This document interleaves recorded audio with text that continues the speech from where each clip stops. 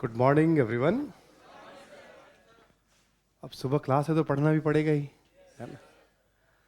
और हम लोग इस समय एंशिएंट हिस्ट्री के सिलेबस को तो डिफाइन कर ही चुके हैं, और उसमें 10 विकेट हैं। पहला विकेट हम निकाल भी चुके हैं उसका, स्टोन एज या पाषाण काल। ठीक है, नियम सब वही पुराने हैं, और वो सारे नियम टेस्टेड नियम है ना। वो सब एग्जामिनेशन के उस पर आप क्लास नोट्स को बहुत मजबूती से रिवाइज करते रहिएगा, वो याद रहना चाहिए आपको। ठीक है, इस बीच मैंने कहा था आपको कि शायद क्लासेस चल रही है तो आप चाहो तो मॉडर्न इंडिया वाली क्लास को भी थोड़ा बहुत रिवाइज कर सकते हो, 5 पेज 10 पेज करके साथ साथ। आपकी श्रद्धा के ऊपर है, आधुनिक भारत के प्रति आपकी श्रद्धा हो तो आप उसे भी रिवाइज कर लीजिए, क्योंकि इतिहास तो है तो पूरा एक यूनिट ही ना। एग्जाम में तो एक साथ लेके जाओगे आप। अपने सभी ऑनलाइन स्टूडेंट्स को भी गुड मॉर्निंग। जयदी हैं, आकाश तिवारी हैं, उमा शंकर हैं, और भी सभी लोगों को। ठीक है, पाषाण काल में 3 उसके हिस्से थे, पुरापाषाण, मध्यपाषाण और नवपाषाण, और तीनों हिस्सों में 3-3 बातों का अध्ययन करना था। साक्ष्य कहाँ से मिलते हैं, उपकरणों के बारे में और जीवन यापन के बारे में। ठीक है, किसी भी टॉपिक के जो मेजर हेडिंग और सब हेडिंग है, वो तो जैसे एक सिनॉप्सिस के ना कई फॉर्म होते हैं। एक फॉर्म ये भी होता है सिनॉप्सिस का कि जब आप केवल हेडिंग और सब हेडिंग, और उसे बस रिकॉल करिए कि हमने इसमें क्या पढ़ा है। टाइम थोड़ा लगता है, आप उसमें ज़रूरत होती है कि आप एकांत रहें, अकेले में रहें, थोड़ा शांत वातावरण हो, जहाँ भी रहें आप। ना भी हो तो अपने आप को शांत रखें। ठीक है, वातावरण शांत ना हो आसपास तो अपने आप को शांत रखें। ठीक है, चित्त को शांत रखिए वहाँ पे, और रिकॉल करिए कि क्या पढ़ा था हमने। इस तरह से यदि मेमोराइज चीज़ें जब आनी शुरू हो जाती हैं तो बहुत लंबे समय तक वो साथ रहती हैं। एक तो सिंबॉलिक सिस्टम मैंने आपको बताया था, ठीक है, कि आप सांकेतिक शब्दों को लिखें और सोचें कि इसमें हमने क्या एक्सप्लेन किया था, सिनॉप्सिस का। दूसरा तरीका यही होता है कि आप टॉपिक और सब टॉपिक्स लिख लीजिए और रिकॉल करिए आप। ठीक है, क्या हमने पढ़ा इसके अंदर, मिस कर रहे हैं फिर कॉपी को पढ़ लिया। उसमें कोई ऐसा नहीं कि बहुत गलती है कि भाई बार बार हमें याद क्यों नहीं हो रहा है। आप सपोर्ट लीजिए, उससे एक स्ट्रक्चर बनता है। इस तरह के जब मेमोराइज करने लगेंगे ना आप, तो उसमें क्या होता है कि आप 15-20-25 महीने, 1.5 महीने, मतलब उसके बाद भी चीज़ों को देखेंगे तो आप रिकॉग्नाइज कर लेंगे। आप मेमोराइज करने का ये अगला स्तर है जिसको, ठीक है, क्योंकि आपकी जो तैयारी है उसमें बहुत सारी चीज़ों को पढ़नी है। हर चीज़ को आप एक दिन में तो नहीं पढ़ेंगे ना आप, और उस तरह से पढ़ेंगे तो याद भी तो नहीं रहने वाला है। जब एग्जाम में जाएंगे सारी चीज़ों को लेकर के, तो इस तरह से स्टैटिक विषय जो हमारा ज्योग्राफी, पॉलिटी, इकोनॉमी और हिस्ट्री का जो स्टैटिक पोर्शन है सब, उसको तो इसी लेवल पे कस देना है। क्या करना है, कस देना है इसी लेवल पे। जैसे स्क्रू टाइट करते हैं ना, वैसे कर दो ताकि दिमाग में फिट रहे वो धीरे धीरे। वो इसको हिलने मत देना, क्योंकि हिलने वाले बहुत सारे टॉपिक हैं आगे भी। ठीक है, तो ऑब्जेक्टिव सब्जेक्टिव दोनों में बहुत यूजफुल रहेगा। आप मेमोराइज किया करिए, वो टाइम वेस्ट नहीं होता है, कभी भी सोचिएगा मत। जितना आप टाइम दे रहे हैं it's a good thing. Confidence है, कॉन्फिडेंस बढ़ेगा तो आप अच्छा करेंगे एग्जाम में। सानिया, मानसी, आरती, सभी को गुड मॉर्निंग। बैठ जाओ, देख के लग रहा है ठंड आ गई है तुम्हें देख के, है ना। और फिर हम लोग हड़प्पा सभ्यता पे आ गए थे। आलोक भाई को भी गुड मॉर्निंग है ना। देखिए,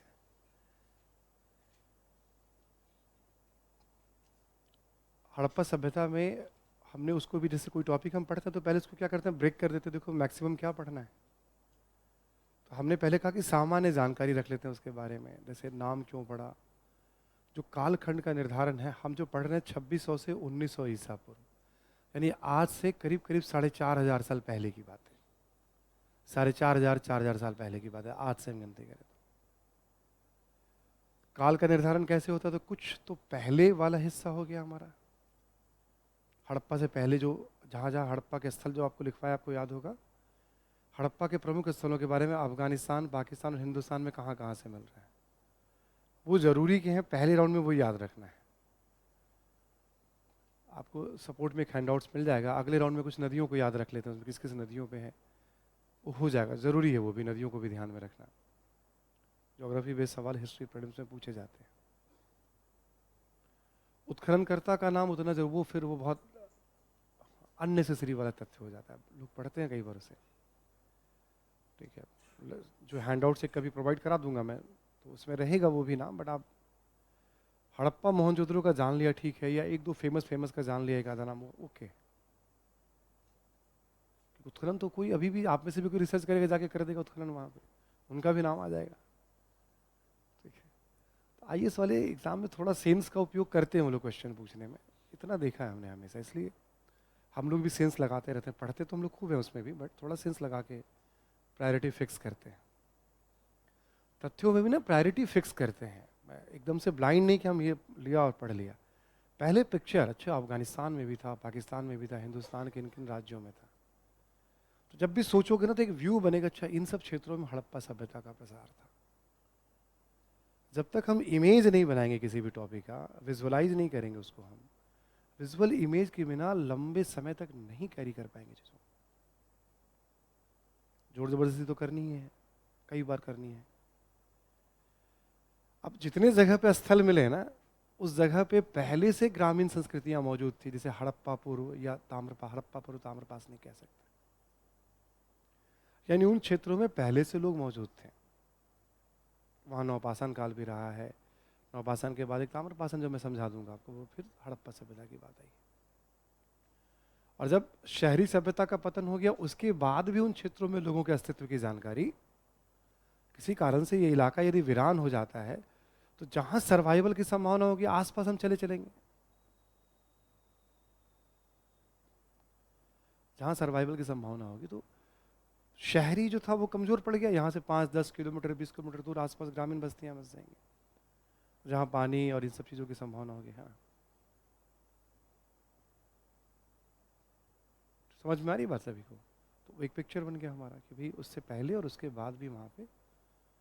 तो कालखंड हमने क्या बताया, एक हड़प्पा पूर्व, हड़प्पा पूर्व का मतलब अलग से कुछ भी नहीं लिखा है मैंने आपको, यानी जो हड़प्पा कालीन जितने भी स्थल हमने बताए, उन क्षेत्रों में उसके आसपास पहले भी कोई ना कोई संस्कृति मौजूद लोग हैं,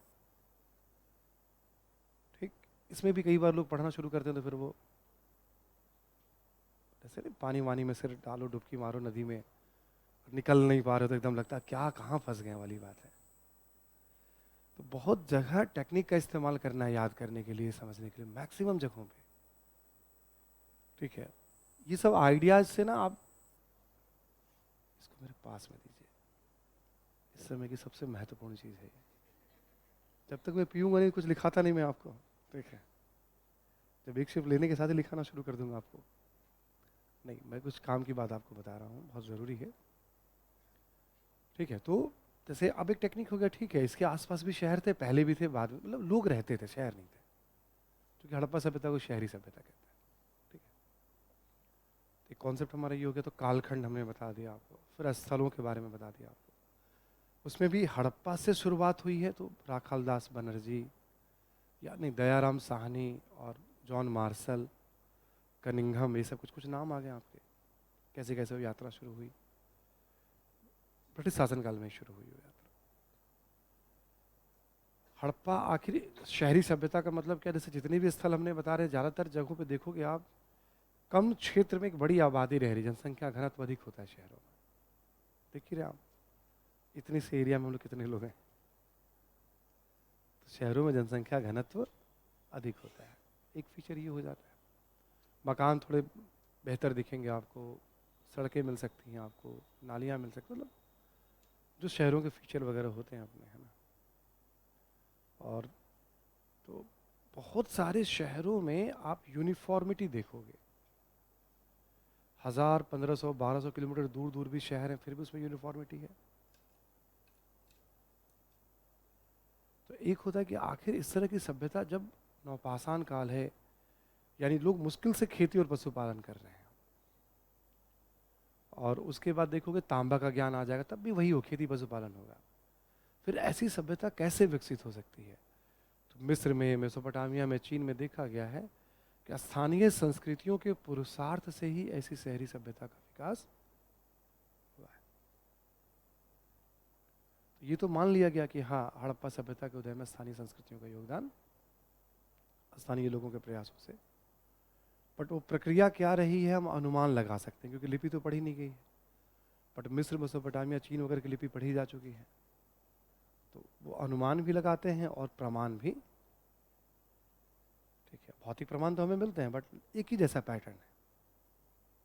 तो आपने बताया, आपको उत्पत्ति को लेकर आपको याद होगा दोनों बातें कि भाई विदेशी उत्पत्ति है, लेकिन सबसे बड़ी समस्या ये आती है कि लिपि कैसे अलग हो सकती है। और फिर मेसोपोटामिया से बेहतर टाउन प्लानिंग, जल निकासी व्यवस्था, पक्की ईंटों का प्रयोग, इतना भी क्या पड़ी थी उनको कि अपनी मूल जगह को छोड़ के दूसरी जगह आकर के बहुत अच्छा, मतलब। तो वो बेसिकली फिर वही बात आ जाती है, कॉलोनियल अप्रोच। अंग्रेज नहीं चाहते थे, मतलब वो तो या तो उनकी उनकी भी गलती नहीं, उन्होंने मान लिया भारत में जो भी अच्छा होता है बाहर के लोग करते हैं। भारत में बाहर के लोगों का शासन होता है, भारत के लोग शासन कर नहीं सकते धर्म की दुनिया में। तो अंग्रेजों ने मान लिया, तो मान लिया कि हड़प्पा जैसी सभ्यता भी। तो जैसे ये दृष्टिकोण आ गया, यही ऑप्शनल वाले बच्चे के साम्राज्यवादी लेखन हो गया ये। ठीक है, छोटी छोटी बातें हैं जो अब थोड़ा इसकी ज़रूरत पड़ जाती है उधर, जब जीएस में फिर ज़रूरत नहीं पड़ती है आपको। लेकिन हाँ, एकदम से कहीं कहीं अवॉइड नहीं कर सकते, जैसे यहाँ नहीं कर सकते, क्योंकि हमें जानना है उत्पत्ति के बारे में कॉन्सेप्ट। ऑब्जेक्टिव में 4 स्टेटमेंट में कोई स्टेटमेंट आ गया सपोज दैट, तो मेंस में इसका कोई सवाल रिलेशन होगा आपसे? कभी भी नहीं होगा, एकदम क्लियर है। बट प्रारंभिक परीक्षा में हो सकता है। तो 4 कथन में यदि कोई एक कथन आ गया, तो हमारे पास बस समझ होनी चाहिए विदेशी उत्पत्ति और स्थानीय उत्पत्ति के संदर्भ में क्या मान्य निष्कर्ष है, अभी अभी क्या चलता है, क्या स्वीकार्य है। अब जब लिपि पढ़ी नहीं गई है, तो अब आज की तरह उस समय कोई प्रधानमंत्री थे कि नहीं थे, राष्ट्रपति शासन व्यवस्था थी कि संसदीय शासन व्यवस्था थी कि सैनिक सरकार था कि राजा का शासन था, किसका शासन था, कि हर शहर में अलग अलग शासन व्यवस्था थी कि लोगों का अपना शासन था, क्या था कहना मुश्किल है। बट आज की तरह शहर दिख जाते हैं, हड़प्पा के तो कई शहर आज के शहर से भी उन्नत हैं। ये माना जाता है कि किसी न किसी रूप में कोई नगर प्रशासन तो रहा होगा, एक समझ के लिए। दूसरा, इतने बड़े क्षेत्रों में एक रूपता है, इसका मतलब कोई ना कोई राजनीतिक ढांचा रहा होगा। समाज में और प्रशासन में हो न हो, व्यापारियों की महत्वपूर्ण भूमिका, क्योंकि व्यापारी ही बड़ी भूमिका अदा करते हैं एक जगह से दूसरी जगह संस्कृति के प्रसार में, वस्तुओं को लाने में, ले जाने में बड़ी भूमिका होती है व्यापारियों की, किसी भी दौर में। ठीक है, राजनीति की बात भी आपको दिखा दी थी हमने, याद है ना सभी को? तो ये सारा पक्ष आपका क्लास में तो हो गया था। एक बार फिर से ब्रशअप करा दिया कंप्लीट लेकर के कि चल रहा है 24 में जिनको देना है, आप ग्रिप बना लो अभी से ही, जो चल रहा है उस पर ग्रिपिंग कर लो एकदम मजबूत।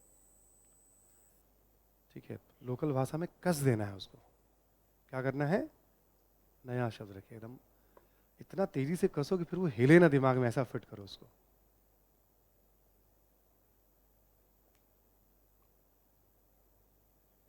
हिल जाता है कसने के बाद भी, पूरे मनोयोग से कसो, नहीं हिलेगा।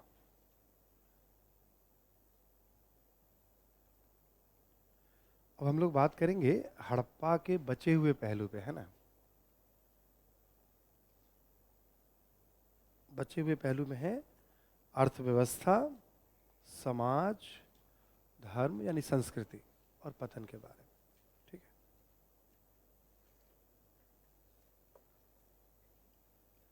हड़प्पा के बारे में जो अध्ययन कर रहे हैं, किस सोर्स के आधार पे कर रहे हैं? साहित्यिक स्रोत या पुरातात्विक स्रोत? पुरातात्विक स्रोत। पुरातात्विक स्रोत में भी जो भौतिक अवशेष हैं उसके आधार पर। जब हम केवल पुरातात्विक स्रोत के बारे में कुछ भी पढ़ते हैं ना, जो भी पढ़ रहे हैं उत्पत्ति के बारे में, राजनीति के बारे में, पुरातत्व से प्राप्त हर चीजों को संस्कृति ही कहा जाता है पुरातत्व की भाषा में। अभी ना संस्कृति को कोई एक हमने डिफाइन किया किताबों में कैसे है, धीरे धीरे संस्कृति के एक चर्चा भी कराई थी मैंने आपको, देखो राजनीतिक भी, धीरे धीरे बस केवल मेरी बात को सुनिएगा कि मैं कैसे बता रहा हूँ आपको। तो पहला 3 टॉपिक जो हम पढ़ रहे हैं, पाषाण काल, हड़प्पा, तीनों का आधार केवल भौतिक अवशेष है। इसमें कुछ भी पढ़ रहे हैं, इवन राजनीति भी पढ़ रहे हैं, तो अलग से सवाल तो नहीं होगा, बट कभी कह देगा उस दौर की संस्कृति के बारे में बताया, आपने राजनीति लिख दिया तो गलत नहीं होगा, करेक्ट होगा, क्योंकि भौतिक साक्ष्यों के आधार पर उसे हम पढ़ रहे हैं। ठीक है,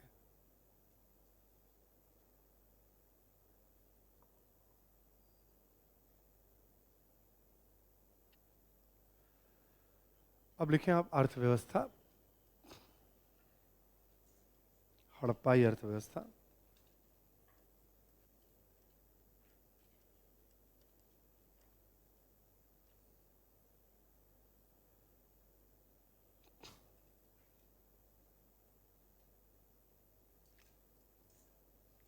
हड़प्पाई अर्थव्यवस्था।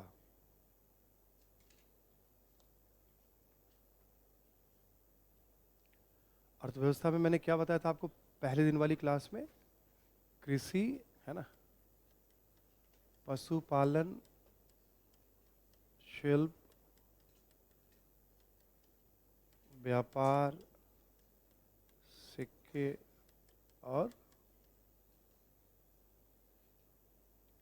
ये तो हमारा स्ट्रक्चर हो गया। ठीक है, ये हमारा स्ट्रक्चर हो गया। देखिए कृषि के बारे में,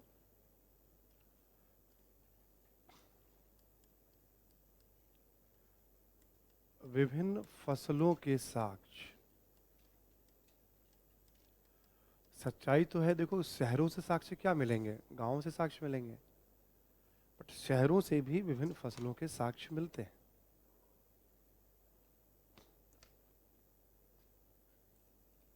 ठीक है, जैसे लिख लें आप,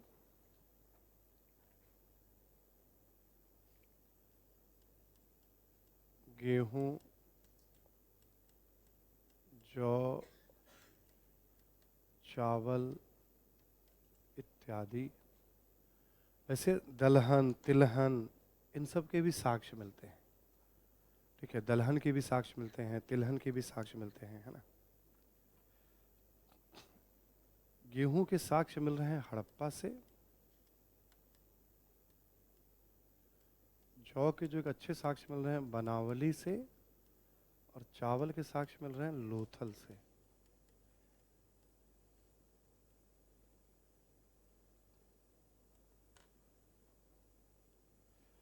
ठीक है,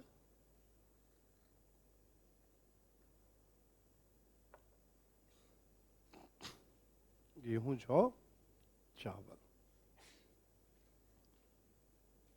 बनावली कहाँ पड़ता है? हरियाणा में पड़ता है, वेरी गुड। लोथल और हड़प्पा पाकिस्तान में पड़ेगा। ठीक है, गुड।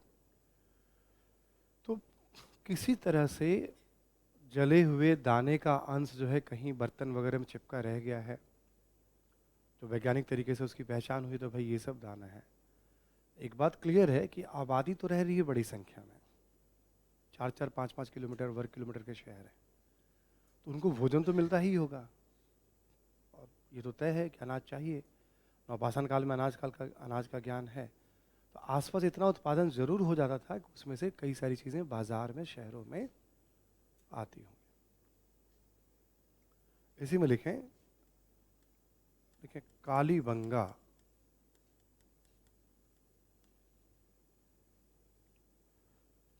कालीबंगा से एक हल रेखा के साक्ष्य मिल रहे हैं।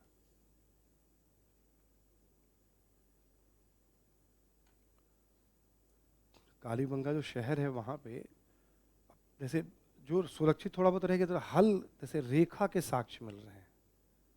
उसे देख के साफ लगता है कि हाँ, खेती का ज्ञान लोगों को, हल फाल का ज्ञान था। हल रेखा के साक्ष्य मिल रहे हैं। ये प्री में कई बार आ चुका है, इवन आईएएस में भी पहले आ चुका है कई बार ये सवाल। ऐसे लिखें आप, बनावली हरियाणा में हो गया, बीच में एक आधा नए स्थल भी आ जाएंगे, जैसे एक जगह है पाकिस्तान में चोलिस्तान, आपकी नई वाली एनसीईआरटी में इसका उल्लेख है, नई वाली एनसीईआरटी में उल्लेख है इसका। बनावली और चोलिस्तान से मिट्टी के हल्के साक्ष्य,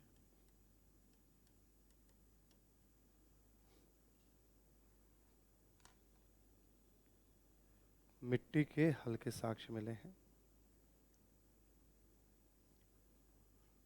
देखो लकड़ी के जो हल फाल होंगे ऑब्वियस है नष्ट हो गए होंगे, ठीक है, उसके साक्ष्य नहीं मिलते, बट मिट्टी के हल से भी पता चलता है कि हाँ हल की समझ थी, इन दो जगहों से मिल रही है ना। लिख लें आप, प्राकृतिक सिंचाई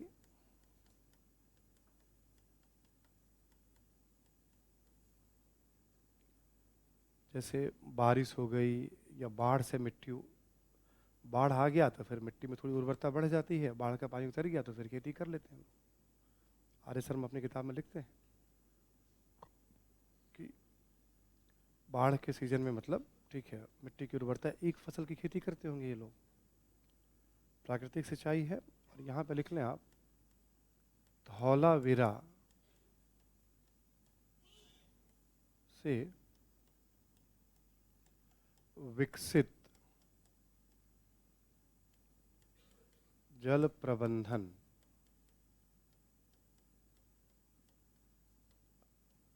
या जल संचय का साक्ष्य मिलता है।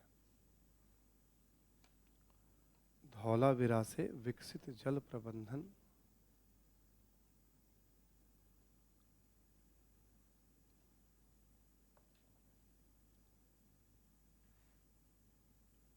ठीक है, जल प्रबंधन का साक्ष्य मिलता है, ठीक है, धौलावीरा से। अभी पिछले साल या उससे पिछले साल ये सवाल आया था, हड़प्पा के किस एक स्थल से विकसित जल प्रबंधन या जल संचय, यही क्वेश्चन ही था। धौलावीरा को ना अभी विश्व विरासत सूची में शामिल किया गया है, तो खूब चर्चा में आया था। उसके बाद प्रीलिम्स में भी ये सवाल, कोई भी पढ़ के जाएगा हड़प्पा तो उसको ही पता रहता धौलावीरा के बारे में। बहुत सारे जलाशय मिले हैं धौलावीरा में, वहाँ पे पत्थरों का भी मतलब अब जलाशय बने हुए हैं जहाँ पानी का संचय किया जाता था। उतना जलाशय कहीं नहीं मिल रहा जितना धौलावीरा मिल रहा है, ठीक है। अब जैसे देखो धौलावीरा क्या हुआ, अब विरासत सूची में आ गया है, तो हम सामान्य जानकारी में जैसे अभी हम पढ़ रहे हैं कृषि, कृषि पढ़ा तो हमने ले लिया साइट्स के बहुत सारे एग्जाम्पल। हड़प्पा का नेचर है थोड़ा, यहाँ आर्थिक वाले में ही आपको मैक्सिमम फैक्ट्स पढ़ने हैं, बाकी जगह उतने फैक्ट्स नहीं है, इंफॉर्मेशन पढ़ने हैं, ठीक है। तो ये सब बता रहा है कि हड़प्पा सभ्यता के लोगों को कृषि का ज्ञान था, सिंचाई जल प्रबंधन इसके बारे में जानकारी हो गई हमारी। पहला हो गया हमारा कृषि, फिर आप लिखें पशुपालन,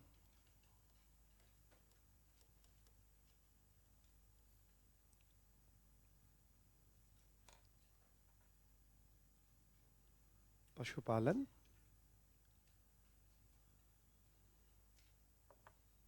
लिखे कि भेड़ बकरी, भेड़ बकरी गाय बैल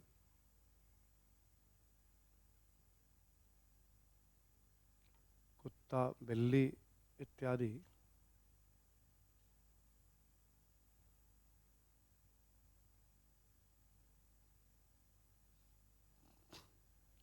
हड़प्पा कालीन पालतू पशु रहे होंगे।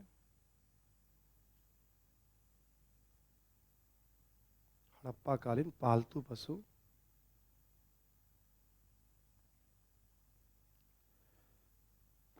अब जैसे साक्ष्य कैसे मिलते हैं, जैसे हड्डियां मिल गई, हड्डियों से भाई किस जानवर का हो सकता है, बहुत सारी मुहर बनी हुई सील्स, सील्स पे जानवरों की आकृति है, बर्तनों पे जानवरों की आकृति है, ठीक है। कैसे पता चलता है, तो हड्डियों से, बर्तन पे चित्र बने हुए हैं, सील्स पे उत्कीर्ण किया गया है, इन सब से पता चलता है जानवर, और भी जानवरों के साक्ष्य मिलते हैं, ठीक है। ये सब पालतू पशु रहे होंगे, ठीक है। इसी में लिखें कि घोड़ा पालतू पशु घोड़े का ज्ञान, देख लेंगे हम, घोड़े का ज्ञान हड़प्पा वासियों को था या नहीं।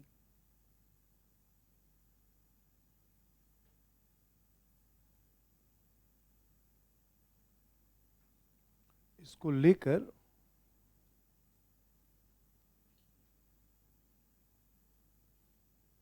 विद्वानों में सहमति नहीं है।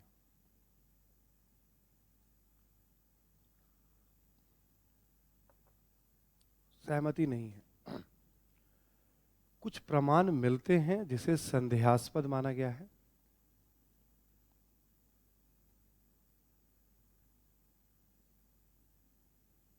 ठीक है, प्रमाण साक्ष्य मिलते हैं जिसे संदेहास्पद माना गया है। ठीक है,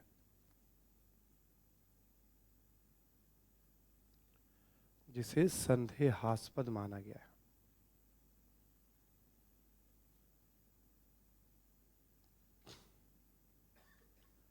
जैसे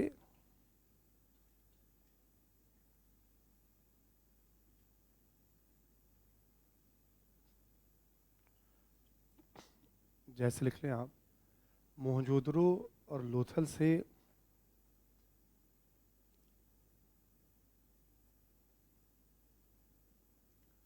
मोहनजोदड़ो और लोथल से मिट्टी की मूर्ति का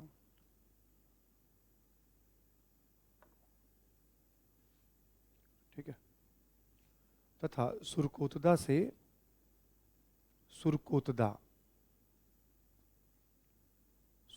से हड्डियां या अस्थियां,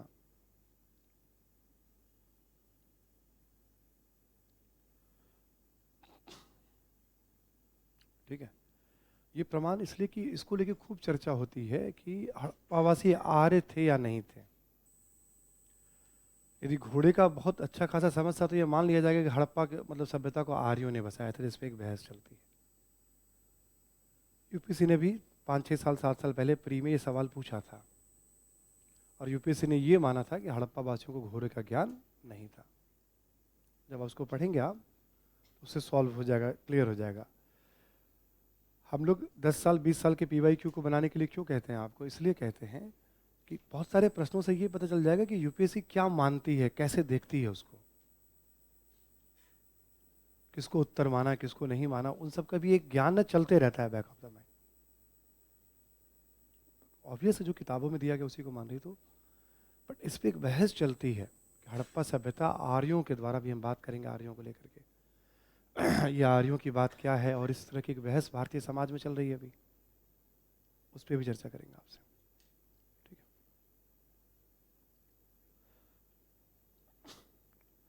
पशुपालन से संबंधित जानकारी, वो फॉर्मूला हमेशा ध्यान रखिएगा। मान लीजिए पशुपालन में पीटी में कोई एक सवाल आया और आपको लगता है, पीटी मतलब यूपीएससी एग्जाम की बात नहीं कर रहे हैं, प्रैक्टिस पेपर में आपको लगता है इस जानकारी से सॉल्व नहीं हुआ, तो उस जानकारी को यहाँ ऐड कर लीजिएगा, वो भी विजन आईएएस के पेपर में। समझ पा रहे हैं ना? याद, प्रैक्टिस के लिए ना एक मंत्र हमेशा ध्यान रखिएगा, 3 चीजों का मंत्र। जो बन गया ओके है, जो नहीं बना उसको ऐड करिए। जहां आप द्वंद्व में फंस गए उस टॉपिक पर रुक के दोबारा पढ़िए, आप क्लास नोट्स पढ़िए, फिर किताब पढ़िए, आप जो एक्सप्लेनेशन दिया गया उसको पढ़िए, आप उसमें से 2-4-5 काम की बातों को नोट्स में ऐड करिए। आप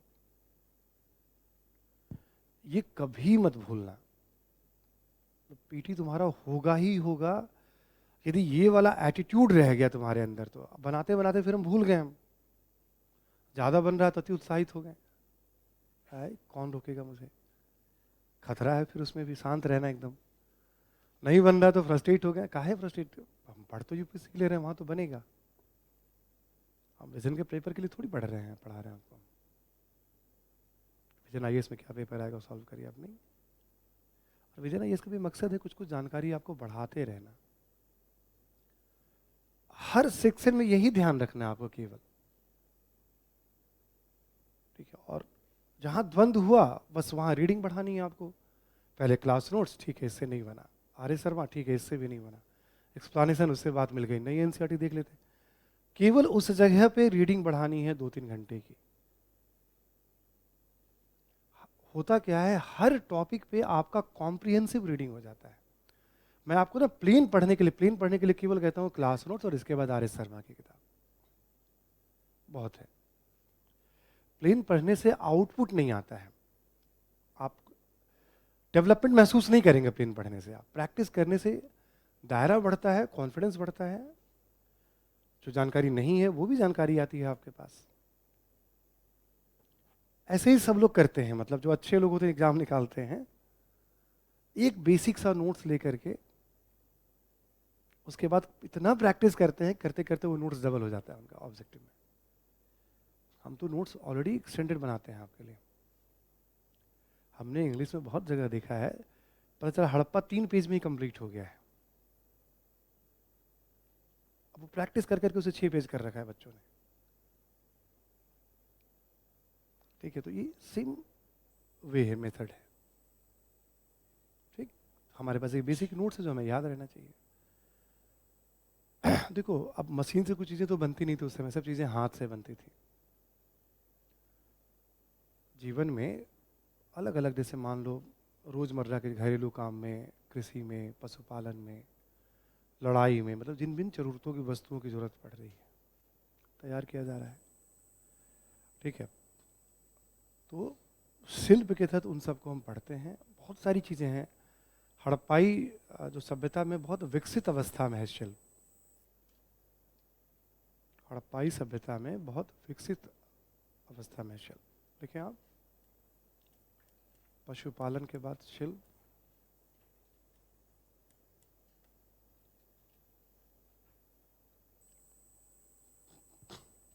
लिख लें आप, धातु से बर्तन, आभूषण, उपकरण या हथियार, मूर्तियां इत्यादि बनती थी।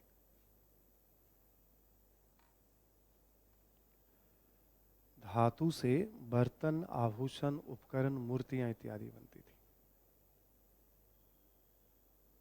ठीक है, मूर्तियों के बारे में हम मूर्ति कला में थोड़ा विस्तार से एग्जाम्पल के साथ पढ़ेंगे। यहाँ हम शिल्प के रूप में केवल ले रहे हैं।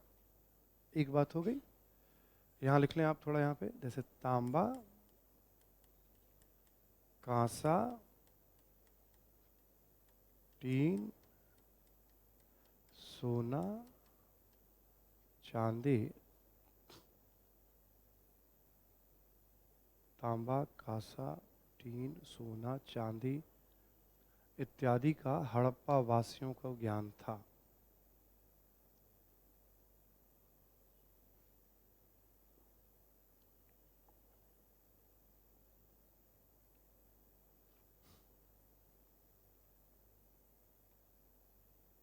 ठीक है, इत्यादि का हड़प्पा वासियों को ज्ञान था। ठीक है, तांबा, कांसा, टीन, सोना, चांदी का हड़प्पा वासियों को ज्ञान था। ब्रैकेट में लिख लेंगे लोहे का ज्ञान नहीं।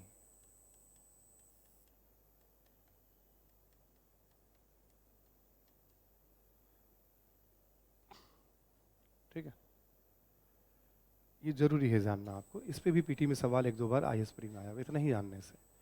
1000 ईसा पूर्व के आसपास भारत में लोहे के प्रमाण मिलने शुरू हुए। ठीक, एक पॉइंट और लिख लें आप, तांबा और टीन के मिश्रण से कांसे का निर्माण। तांबा और टीन के मिश्रण से कांसे का निर्माण। ठीक है, कभी कभी पढ़ते होंगे तो हड़प्पा सभ्यता को कांस्य युगीन सभ्यता भी कहते हैं। सिंधु नदी घाटी सभ्यता, सैंधव सभ्यता, कांस्य युगीन सभ्यता। नदी घाटी का मतलब सारे शहर जो है नदियों के किनारे मिलेंगे आपको, फीचर ही है इसका। समुद्र के किनारे, नदियों के किनारे, है ना।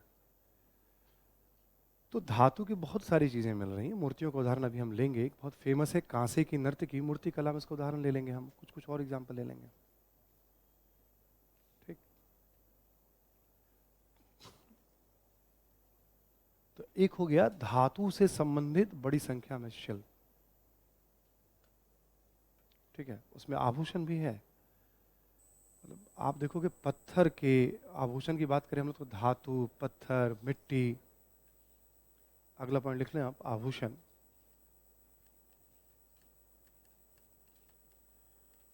धातु, पत्थर, मिट्टी इत्यादि से निर्मित।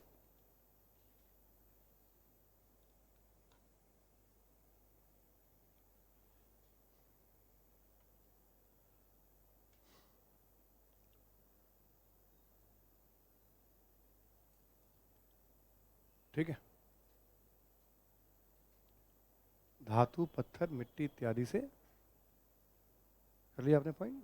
आभूषण उस समय देखा गया है, जैसे सिर से लेकर पैर तक जितने भी आभूषण पहने जाते हैं आज महिलाओं के द्वारा, पुरुषों के द्वारा भी, कुछ वो सारे तरह के आभूषण मिलते हैं उस दौर में। ठीक है, मतलब आभूषण के प्रति इतना गहरा लगाव था, मतलब भारतीय समाज में चाहे जैसे विकसित हुआ हो तब भी मिलते हैं, है ना। काजल वगैरह, लिपस्टिक वगैरह, इन सब के भी साक्ष्य ऐसे माने गए हैं उस समय में, ठीक है, इतिहासकारों के द्वारा कि भाई तो सौंदर्य के प्रति लगाव है। तो इसमें कोई, अब जैसे सौंदर्य के प्रति बहुत गहरा आभूषण के प्रति जो लगाव है, दुनिया में भारत को एक अलग स्थान है। परिवार कितना भी आर्थिक संकट में हो, ठीक है ना, शादी विवाह के अवसर पे वो पैसे लेके भी गहने देने के लिए या बनवाए जाते हैं। आप देखें, हमेशा यहाँ सोने की मांग जो है, ठीक है। तो आभूषण हो गया आपका, धातु, आभूषण। बर्तन लिख लें आप,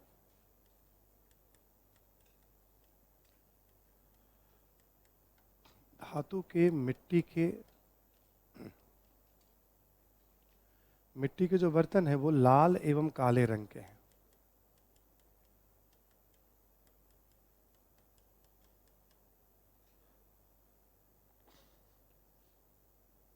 ठीक है, अब इसी में अब ग्लास है, कटोरियां हैं, थाली है, जो भी, अब वो सब गिनती नहीं कर सकते ना आप, मतलब बर्तन के बारे में एक सेंस लगा सकते हैं आप। ब्लैक एंड रेड वेयर है।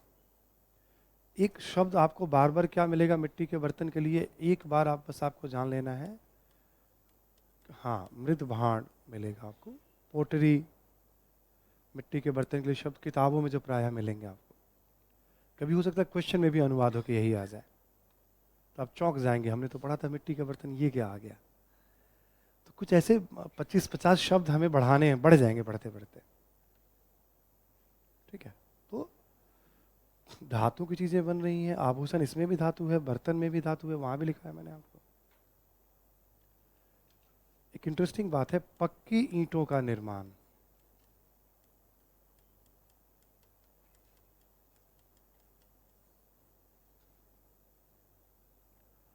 और इसके बारे में कहा जाता है, लंबाई, चौड़ाई और जो ऊंचाई है इसकी, ठीक है, 4:2:1 का रेशियो निकाला जाता है, लंबाई, चौड़ाई और ऊंचाई।